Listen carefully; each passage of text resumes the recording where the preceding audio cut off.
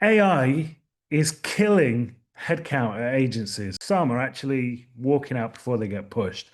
They leave with a contact book, a decent LinkedIn following, and a plan to freelance their way to freedom. Now, Daniel Priestley has a name for what comes next, and it's 2 or 3 years of inconsistent income, feast and famine, no leverage, no compounding. And here's the thing that nobody's telling these people. You raise a modest amount of capital from investors. Typically, this is something like 500K or 2 million, but basically it's enough to fund your search.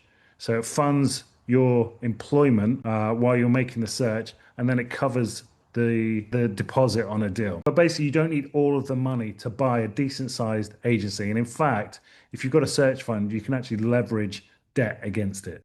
And then you spend 6 to 12 months identifying an agency to acquire, you buy it and then run it. So day one, you have clients, you have staff, you have cash flow, you have a track record that belongs to the business, not just to you personally. The people that are best placed to do this are exactly the people that AI is currently displacing. So senior operators, account directors, strategy leads, people who have spent years inside agencies watching what works, what breaks, and where the bodies are buried. They understand the product, they know how to retain clients, they have credibility with staff. They don't need to learn how to run an agency. They already know. Founders in their 50s and 60s, they built these businesses before AI, before the last digital disruption, sometimes before social media.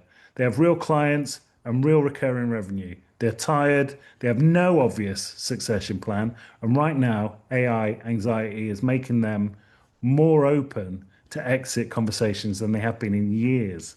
The supply of sellable businesses is growing. The supply of experienced operators that could run them is also growing because the big networks are shedding them.